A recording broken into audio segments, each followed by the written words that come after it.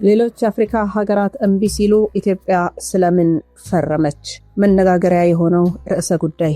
አሜሪካ የአፍሪካን የህይወት ሚስጥር እየሰበሰበች ነው። ኢትዮጵያ ደግሞ በሩን ከፍታለች። ዓለም አቀፉ የኃይል ሚዛን ከአልማዝ ከነዳጅና ከወርቅ ወደ ባዮ ሀብት እና የጄኔቲክ መረጃ ተቀይሯል። የሰው ልጅ የህይወት ሚስጥር ዲኤንኤ በሚፈታበት በዚህ ዘመን የምዕራቡ ዓለምና የብዙ ቢሊዮን ዶላር ባለቤት የመድኃኒት ኩባንያዎች ቢግ ፋርማ ህልውናቸውን ለማስቀጠል ወደ አፍሪካ ከመመልከት ውጪ ሌላ አማራጭ የላቸውም። ምክንያታቸው ደግሞ ግልጽ ነው። የመላው የሰው ልጅ የመነሻ ጂን የሚገኘው በአፍሪካውያን ደም ውስጥ ብቻ ነው። ይህንን ዳታ መቆጣጠር ማለት የወደፊቱን የሰው ልጅ የጤና የመድኃኒትና የባዮቴክኖሎጂ ኢንዱስትሪ በበላይነት መቆጣጠር ማለት ነው። አሜሪካ በአሜሪካ ፈርስት መርሃ ከአፍሪካ ሀገራት የ5 ዓመት የፓቶጂን ዳታና የህዝብ የጤና መረጃን በጥቅል ለመውሰድ ያቀረበችው ስምምነት በርካታ የአፍሪካ ሀገራት አዲሱ የሀብት ዘረፋ በማለት በጽኑ ሲቃወሙትና በሩን ሲዘጉ፣ ኢትዮጵያ ግን ስምምነቱን በመቀበል ፈርማለች። ኢትዮጵያ መፈረሟን የሚያረጋግጡ ይፋዊ ማስረጃዎችና የህግ ማዕቀፎችም አሉ። የጉዳይ በወሬ ወይም በግምት የሚነሳ ሳይሆን በሚከተሉት ይፋዊ የመንግስት ሰነዶችና ዓለም አቀፍ ስምምነቶች የተረጋገጠ ነው። የውጭ ሀገር ረዳት አሜሪካ ሲዲሲ፣ ዩኤስአይዲ የፋይናንስ ቴክኖሎጂ ድጋፍ፣ የኢትዮጵያ የህዝብ ጤና ኢንስቲትዩት፣ የጂኖም እና የፓቶጂን ዳታ ዓለም አቀፍ የዳታ ቤት ተቋማት አሜሪካም። በኢትዮጵያ የህዝብ ጤና ኢንስቲትዩት እና በአሜሪካ የበሽታዎች መከላከያና መቆጣጠሪያ ማዕከል መካከል የተደረጉ የሁለትዮሽ ስምምነቶች አሉ። ኢትዮጵያ በበሽታዎች ቅኝትና በጂኖም ሴኩዌንሲንግ ስም ከአሜሪካ ጋር የዳታ ማጋራት ስምምነቶችን ፈርማ ተግባራዊ እያደረገች ትገኛለች። ይፋዊ ማስረጃዎችም በርካቶች ናቸው። ለመሆኑ ይህ ጉዳይ ምንድን ነው? ሰላም፣ ጤና፣ ፍቅር፣ በረከት ተመኘንላችሁ ውድ ቤተሰቦቻችን በያላችሁበት የዓለም ዳርቻ ሁሉ እንደምን ቆያችሁን? በአዲስ መረጃ ተገናኝተናል። እንግዲህ አዲስ መረጃ በእጅጉ የሚያስቆጭ ነው። ለመሆኑ ምንድን ነው የሚለውን አሜሪካና ምዕራባውያን ከአፍሪካስ ምንድን ነው የሚፈልጉት የሚለውን ነው የምናየው። ጉዳዩ ቀላል ነው። አዲሱ ዘመን ወርቅ ጂን እና የዲኤንኤ የጤና መረጃ ነው ማለት ነው። ይሄንን መረጃ እንግዲህ ብዙ አፍሪካውያን አንፈልግም ብለው ከልክለዋል። ኢትዮጵያ ግን ፈርማለች ብሏል ማለት ነው። ይሄ መረጃ ምን ይመስላል? ለኛ ጥቅምና ጉዳቶስ ምንድን ነው የሚለውን እናያለን። በተለይ ደግሞ አሜሪካ ከአፍሪካውያን በጥብቅ ስትፈልግ የነበረችው ነገር ግን በቀላሉ ልታገኝ ያልቻለችው ነገር ነው። አሁን እንግዲህ ኢትዮጵያ በሯን ከፍታለች ተብሏል። ይሄ እጅግ በጣም አንገብጋቢና ጠቃሚ መረጃ ስለሆነ አብራችሁን እንድትቆዩ ከወዲሁ እንጋብዛችኋለን። እንደተለመደው በከበረ ስጦታችሁ በላይክ በኮመንት በሼር አብራችሁን ቆዩ። ሮማን ጸጋዬ ነኝ ከአክሱም ቲዩብ። ሰናይ ቆይታ ይሁንላችሁ። እንግዲህ የአፍሪካ የዘረመል የበላይነትን ስናይ የዓለም ህዝብ በሙሉ የተገኘው ከአፍሪካ በመሆኑ የአፍሪካውያን ዲኤንኤ የሰው ልጅ ዘረመል ሙሉ ካርታ ኮምፕሊት ማስተር ኮድ ነው። የሌላው ዓለም ህዝብ የዲኤንኤ ስብጥር ግን በጣም የተወሰነ ነው ማለት ነው። የመድኃኒት ኢንዱስትሪውን ሚስጥር ስናይ ደግሞ የቢሊዮን ዶላር ባለቤት የሆኑት የምዕራቡ ዓለም የመድኃኒት ኩባንያዎች ቢግ ፋርማ አዳዲስ በሽታዎችን መቋቋም የሚችሉ መድኃኒቶችና ክትባቾችን ለመስራት የአፍሪካውያን ጂን እና የበሽታ አምጪ ተህዋሲያን መረጃ አስገዳጅ ፍላጎታቸው ነው። ሌላው የአሜሪካ ፈርስት መርሃ እንግዲህ አሜሪካ ኤዲ ማለት ያው እርዳታ ታደርጋለች ለኢትዮጵያ እንደሚታወቀው ለመላው አፍሪካ በሚባል ደረጃ። ስለዚህ እኔ ለምሰጣችሁ ነገር እናንተ የምትሰጡኝ ነገር ስለሌለ ይሄንን ዳታቤዝ ስጡኝ ነው እያለች ያለችውና አሁን እሱን ነው ኢትዮጵያ ፈርማለች የሚባለው። ማን ተስማምቷል? እንግዲህ የምናየው ነው። ለህዝብ ጥያቄም አልቀረበም፣ ህዝብም አልተስማማም። ያው በመንግስት በኩል ነው ይሄ ነገር የሚሆነው። አሜሪካ እንግዲህ የ5 ዓመት የፓቶጂን ዳታ ስትጠይቅ ዓላማዋ መረጃውን ቀድሞ በመያዝ የባዮቴክኖሎጂ የበላይነቱ ለመቆጣጠር እሷ የራሷን የጤና ደህንነት ለማስከበር ነው ማለት ነውና በርካታ የአፍሪካ ሀገራትና የዘረመል ተመራማሪዎች ይህንን ስምምነት የፈሩበትና የእምቢተኝነት አቋም የያዙበት ምክንያት እንግዲህ በሶስት ዋና ነጥቦች ይጠቃልላል። ለምሳሌ እሷ እርዳታ ስለምሰጥ እናንተ ደግሞ የጤና ለምሳሌ ሆስፒታሊቲ የጤና መረጃችሁን እንዳለ ስጡኝ ነው የምትለው። ምንድነው ያሉት እነሱ? ሀብታችንን ወስደው መልሰው ይሸጡልናል ብለው ነው እንግዲህ አፍሪካውያን እምቢ ያሉት። የአፍሪካ ሀገራት የበሽታ ናሙናዎችና የዜጎቻቸውን የጤና መረጃ በነፃ ይሰጣሉ ማለት ነው። ያ ስምምነት ከተፈረመ አሁን እንግዲህ ኢትዮጵያ እሱን ነው ፈርማለች የተባለው። የምዕራብ ኩባንያዎች በእነዚህ መረጃዎች ላይ ተመስርተው ክትባትና መድኃኒትን ያመርታሉ ማለት ነው። በዚህ መረጃ ተመስርተው በመጨረሻ መድኃኒቱን በህግ አጥረው ለራሳቸው ህዝብ ቅድሚያ ይሰጣሉ፣ ለአፍሪካውያን ደግሞ በውድ ዋጋ ይሸጣሉ ማለት ነው። ለምሳሌ በኮቪድ-19 ወቅት አፍሪካውያን ክትባታቸው የሚታዘቡት እውነታ ይሄ ነው። ያው እውነት ለመናገር ደግሞ መቼስ አውሮፓ ነጮች ናቸው በብዛት ያለቁት በዚህ በሽታ። ኢትዮጵያን ራሱ መመልከት እንችላለን። ምንም ያልነበረን በአንድ ሌሊት ራሱ አልቀን የምናደር ህዝቦች ነበርን። ከምንመገበው ምግብ ሌሎችን በሽታውን የምንከላከልበት ቁሳቁስና እንዲሁም ደግሞ ሎክዳውን አድርገን የምንቀመጥበት እንኳን ቤት የሌለን ነበርንና ያው እግዚአብሔር ጣልቃ ገብቶ ነው የተረፍነው እና ያንን እንደ ምሳሌ ነው ያነሳው። ኮቪድ-19 ወቅት አፍሪካውያን ክትባታቸው ለእነሱ ቅድሚያ ለራሳቸው ነበር የሰጡት። ሌላው ለምንድነው አፍሪካውያን እንዲያሉት የሉዓላዊነትና የባዮ ደህንነት ነው። ስጋት አላቸው። የሀገር ህዝብ የጂኖም መረጃና የበሽታ አምጪ ተህዋሲያን ዳታ በሙሉ ወደ ውጭ ሀገር ቨርቹዋል ዳታቤዝ ሲገባ መረጃው ለወደፊት ለሌላ ለምንም አይነት ዓላማ ሊውል ይችላል የሚለውን አያውቁም። ስለዚህ ይሄ ትልቅ የደህንነት ስጋትን ይፈጥራል ነው የሚሉት አፍሪካውያን። ሌላው የመደራደርን አቅም ማጣት ነው። የተባበሩት መንግስታት የናጎያ ፕሮቶኮል እንደሚለው ማንኛውም ሀገር የጄኔቲክ ሀብቱን ሲሰጥ የጥቅም ክፍፍልና የቴክኖሎጂ ሽግግር ሊደረግለት ይገባል ነው። በጥቅሉ ወይ ደግሞ በሁለትዮሽ ስምምነት መረጃ አሳልፎ መስጠት ግን ይሄንን መብት ያሳጣል ማለት ነው እና ኢትዮጵያ ታዲያ ለምን ፈረመች የሚል ጥያቄ ወደ አእምሯችን ይመጣል። ምንድነው የምታገኘው ስለፈረመች? ምንስ ነው የምታጣው ይሄንን ዳታ ቤዝ ስለሰጠች? የኢትዮጵያ ውሳኔ ከፖለቲካዊና ኢኮኖሚያዊ ሁኔታዎች ጋር የተያያዘ ነው። እንግዲህ እንደሚያሳየኝ መረጃ ኢትዮጵያ ምን ስለምታገኝ ነው የፈረመችው? የገንዘብና የቴክኖሎጂ ረሃብ ያለባት ሀገር ናት ኢትዮጵያና ኢትዮጵያ የራሷን የዘረመል ምርምር በከፍተኛ ደረጃ ለማካሄድ የሚያስችል የላቦራቶሪ የፋይናንስና የቴክኖሎጂ አቅም የላትም።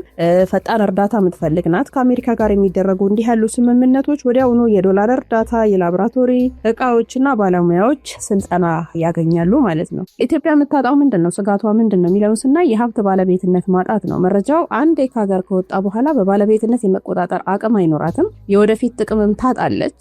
በኢትዮጵያ የህዝብ ዳታ ወይ ደግሞ ቫይረሶች ላይ ተመስርቶ ወደፊት ለሚመረቱ መድኃኒቶች የባለቤትነት ድርሻ ወይ ደግሞ ሮያሊቲ ሳታገኝ ቀርታ መልሳ በውድ ዋጋ የመግዛት አደጋ ውስጥ ትገባለች ማለት ነው እና ዓለም አቀፍ የኃይል ሚዛን ስናየው ከአልማዝም ከነዳጅም ከወርቅም ወደ ባዮ ሀብትና የጄኔቲክ መረጃ እንደተቀየረ ነው። ይሄ እንግዲህ የሚያሳየው የሰው ልጅ ህይወት ሚስጥር ዲኤንኤ በሚፈታበት በዚህ ዘመን የምዕራቡ ዓለምና የብዙ ቢሊዮን ዶላር ባለቤት የመድኃኒት ኩባንያዎች ደግሞ እነዚህ ቢግ ፋርማ የሚባሉ ህልውናቸውን ለማስቀጠል ወደ አፍሪካ ከመመልከት ውጭ ሌላ አማራጭ የላቸውም። ለዛ ነው አሁን አሜሪካን በጣም በትኩረት እየሰራችበት ያለችው። እኔ ለምሰጣችሁ ነገር እናንተ የምታዋጡት ነገር ስለሌለ፣ እኔ ለምሰጣችሁ እርዳታ እናንተ የምታዋጡት ነገር ስለሌለ የጤናችሁን ዳታቤዝ እፈልጋለሁኝ ብላ ነው ኢትዮጵያ አሁን እንግዲህ የፈረመችው። እንግዲህ ኢትዮጵያና አሜሪካ በይፋ ፈርመው ተግባራዊ ማድረግ የጀመሩት የ5 ዓመት ወይ ደግሞ 1 ቢሊዮን 466 ቢሊዮን ዶላር የጤና ስምምነትና አጠቃላይ የባዮ ጂኦ ፖለቲካ ሚስጥሩን በጥቅል ስንመለከተው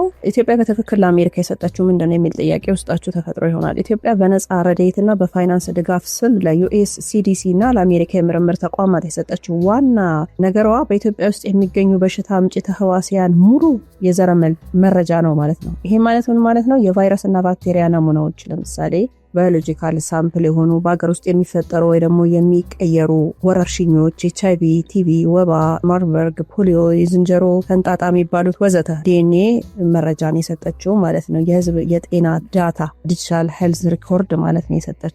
በሁለተኛ ደረጃ ደግሞ በስምምነቱ መሰረት የኢትዮጵያ የጤና ሲስተም ዲጂታላይዝድ ሲደረግ የዜጎች የጤና ታሪክና የበሽታዎች ስርጭት መረጃ በቀጥታ ለዓለም አቀፍ አሜሪካ ዳታ ቤዝ ተደራሽ ይሆናል ማለት ነው። እዚህ ጋር ነው እንግዲህ የንግድና ኢኮኖሚ ጥቃቱ የሚጀምረው። ለምሳሌ አንድ የመድኃኒት ባለቤትነት መብት ነው። ለምሳሌ ቢግ ፋርማ የኢትዮጵያን የቫይረስ ዘረመል ይጠቀመዋል ማለት ነው። ሌላው በላቦራቶሪ ውስጥ ክትባት ወይ ደግሞ መድኃኒት ሰርቶ እኛ በምንልክለት ዳታ በቢሊዮን የሚቆጠር ዶላር የፓተንት መብትን ይይዛል ማለት ነው። ሌላው ነፃ R&D ነው፣ የምርምር ወጪ መቆጠብ ነው። ለወራት ናሙና ከመፈለግ ይልቅ ከኢትዮጵያ በነፃ በሚላክላቸው ዳታ ላይ ተመስርተው በሳምንታት ውስጥ አዳዲስ የባዮቴክኖሎጂ ምርቶችን ያዘጋጃሉ።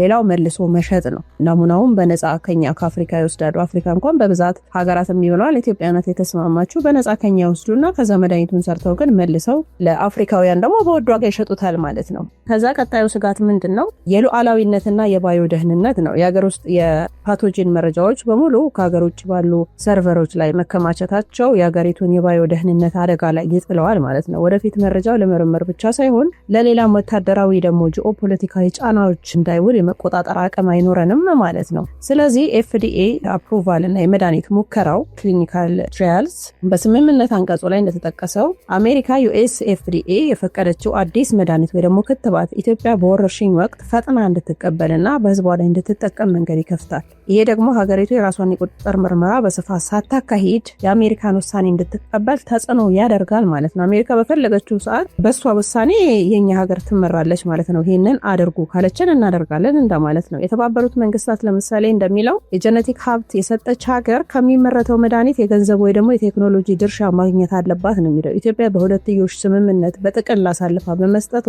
ይህንን ህጋዊ የመደራደር አቅሟን ታጣለች ማለት ነው። ኮንስፓይሬሲም አለው በነገራችን ላይ ይሄ ሴራ ጥልቅ የሆነ እይታ አለው። በዚህ ጉዳይ ዙሪያ ያሉ የጂኦፖለቲካ ሴራዎችና ስጋቶች እነሱን ስናይ የአፍሪካ አህጉር ባዮ ሀብትን ስናይ አንደኛ የወደፊቱን ጂናችንን መቆጣጠር ነው። ሁለተኛ የባዮ ፖለቲካ ጥገኝነት እንድንሆን፣ ሶስተኛ የውክልና የባዮ ውጊያ ነው። ለምሳሌ የቻይናና የሩሲያን ተጽዕኖ መግታትን ብናይ አሜሪካ አፍሪካን በጤና ዳታ እንዳትሰጥ የምትችል የቻይና የባዮ ቴክኖሎጂ ኩባንያዎች እንደ ቢግ ግሩፕ ያሉ የዓለም ዲኤንኤ ዳታቤዝ እየተቆጣጠሩት ነው ከሚል ስጋት የተነሳ ነውና አሜሪካ ኢትዮጵያን በፍጥነት ያስፈረመችው ቻይና ይህንን ዳታ እንዳታገኘው ቅድሚያ ለመያዝ ነው ተብሎ ይታመናል። ሌላው የቁጥጥርና የጥገኝነት ሴራ ነው። ሀገራት በገንዘብና በእርዳታ ጥገኛ በማድረግ አሜሪካ ኢትዮጵያ እነዚህን የተጠቀመችባት እርዳታ በነፃ ልሰጥሽ አልችልም፣ ያንቺን እነዚህን ዳታቤዞችን ስጭኝ ያሳልፈሻለች፣ ፈረመች ማለት ነው። ስለዚህ ሀገራትን በገንዘብና በእርዳታ ጥገኛ ታደርጋለች፣ የዜጎቻቸውን የጤና መረጃ ትወስዳለች። ወደፊት አዲስ በሽታ ሲከሰት መድኃኒቱንና ክትባቱን የሚቆጣጠሩት እነሱ ስለሆኑ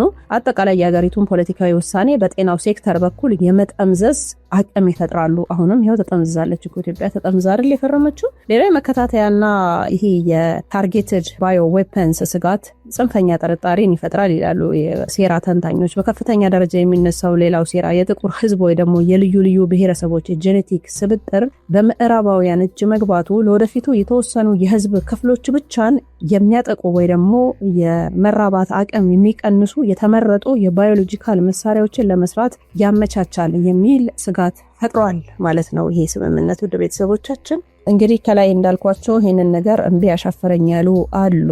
አሜሪካ የጤና ዳታንና የፓቶጂን ዘረመል መረጃዎችን በጥቅልና ያለ በቂ የጥቅም ክፍፍል ለመውሰድ ያቀረበችው ስምምነት ወይ ደግሞ ተመሳሳይ አቀራረብን እምቢ በማለት ያቆማቸው የጠበቁ በጽኑ የተቃወሙ የአፍሪካ ሀገራት አሉ። ለምሳሌ ፊት አውራሪ የሚባሉ እምቢተኛ ሀገራት በጠንካራ ህግ ማዕቀፍ የራሳቸው የምርምር አቅም ወይ ደግሞ ከፍተኛ የባዮ ሉዓላዊነት ስጋት ስላላቸው ስምምነቱን አጥብቀው ተቃውመዋል። ለምሳሌ ደቡብ አፍሪካን ማንሳት እንችላለን። ደቡብ አፍሪካ በአህጉሪቱ ከፍተኛው የጂኖም ሴኩዌንስ እና የላቦራቶሪ አቅም ያላት ሀገር ናት። በኮቪድ-19 ወቅት ራሱ አዲስ የተቀየረውን የቫይረስ አይነት ለመጀመሪያ ጊዜ ይፋ ስታደርግ ምዕራባውያን ደቡብ አፍሪካ ላይ የጉዞ አጀንዳ ጥለውባት ነበረ እና አቋሟም ደቡብ አፍሪካ መረጃ በነፃ ወስዳችሁ እኛ ላይ እገዳ ጥላችሁ ክትባቱን በውድ ዋጋ ልትሸጡልን አትችሉም በማለት የናጎያ ፕሮቶኮል አሰራርን ሳይከተል የሚደረግ ማንኛውም የጎንዮሽ የዳታ ማጋራት ስምምነት አጥብቃ ተቃውማለች። ሁለተኛዋ ናይጄሪያ ናት። ምክንያቱም የህዝብ ብዛቷና የባዮሎጂካል ሀብቷ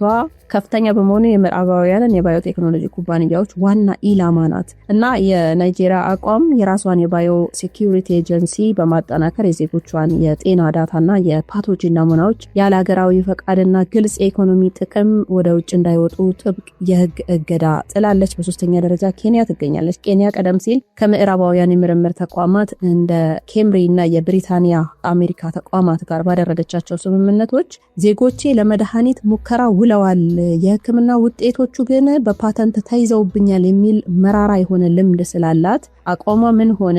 አዲስ የ5 ዓመት የጤናና የፓቶጂን ዳታ ስምምነቶችን በደፈናው ከመፈረም ይልቅ የዳታ ባለቤትነትና የቴክኖሎጂ ሽግግሩን በግልጽ እንዲቀመጥ በመጠየቅ ስምምነቶቹን በማቀዝቀዝ እምቢተኝነቷን አሳይታለች። በአራተኛ ደረጃ ኡጋንዳ ናት እምቢ ያለችው። ኡጋንዳ ምክንያቷን ስታስቀምጥ የበርካታ አልፎ አልፎ የሚከሰቱ አደገኛ ወረርሽኞች እንደ ኢቦላና ማርበርግ መገኛ በመሆኗ አሜሪካና ቢግ ፋርማ የቫይረስ ናሙናዎቿን ለማግኘት ከፍተኛ ፍላጎት እንዳላቸው ታውቃለችና እንግዲህ የፕሬዝዳንቷና የሀገሪቱ አቋም ምንድነው? ዩዌሪ ሙሴቪኒ የጤናና የምርምር ሴክተሩ ከውጭ እርዳታ ነፃ መሆን አለበት በሚል ጠንካራ ፖሊሲን በመከተል የኡጋንዳ ናሙናዎችን በነፃ በነፃ ወደ አሜሪካ ላቦራቶሪዎች እንዳይላኩና ምርምሩ በአገር ውስጥ ባለሙያዎች እንዲሰራ ጥብቅ እገዳ ጥለዋል ማለት ነው። ቤተሰቦቻችንና በአፍሪካ ህብረት ስር የሚገኘው አፍሪካ ሲዲሲ የአፍሪካ በሽታዎች መከላከያና መቆጣጠሪያ ማዕከል በርካታ አባል ሀገራትን አስተባብሮ ከአሜሪካና ከዓለም አቀፉ የጤና ድርጅት WHO ጋር ባለው ድርድር ላይ የአፍሪካ አቋም ኮመን አፍሪካን ፖዚሽን እንዲይዙ አድርጓል ማለት ነው። እነዚህ ሀገራት እነ ጋና፣ እነ ሴኔጋል፣ እነ ሩዋንዳ፣ አልጄሪያ ወዘተ የሚከተሉትን ጥያቄዎችን በማንሳት የአሜሪካ 5 ዓመት ጥያቄን አልቀበል ብለዋል። አንደኛ ዲጂታል ሲኩዌንስ ኢንፎርሜሽን ነው። ሁለተኛ ክትባትና መድኃኒት በቅድሚያ የማግኘት መብት ነው። አዲስ ወረርሽኝ ለምሳሌ ሲከሰት አሜሪካ መረጃውን ወስዳ የምታመርተውን ክትባት 20% የሚሆነውን በነፃ ወይ ደግሞ በቅናሽ ለአፍሪካ ሀገራት እንድትሰጥ ካልተስማማች ዳታ አንሰጥም ብለዋል። ባጭሩ እንግዲህ ደቡብ አፍሪካ፣ ናይጄሪያ፣ ኡጋንዳና ኬንያ የመረጡት መንገድ ሀብታችን በነፃ አናስረክብም፣ የምንሰጠም ከሆነ የቴክኖሎጂ ሽግግርና የፋይናንስ ድርሻ ልታስረክቡን ይገባል የሚል የረጅም ጊዜ ብሔራዊ ጥቅምን የማስከበር ጎዳና ነው። ኢትዮጵያ ግን እንግዲህ አሁን ባጋጠማት የፋይናንስና የቴክኖሎጂ ረሃብ ምክንያት ከነዚህ ሀገራት ጋር እምቢተኝነት በመጣስ ስምምነቱን ለመቀበል መገደዷን ልዩነቱ ጎልቶ እየታየ ነው። ውድ ቤተሰቦቻችን በዚህ መረጃ ላይ ያላችሁን ሀሳብ አስተያየት ብታጋሩን ደስ ይለናል። አብራችሁን ስለነበራችሁ እጅግ አድርገን እናመሰግናለን። በቀጣይ መረጃ እስከምንገናኝ ቸር ቆዩልን።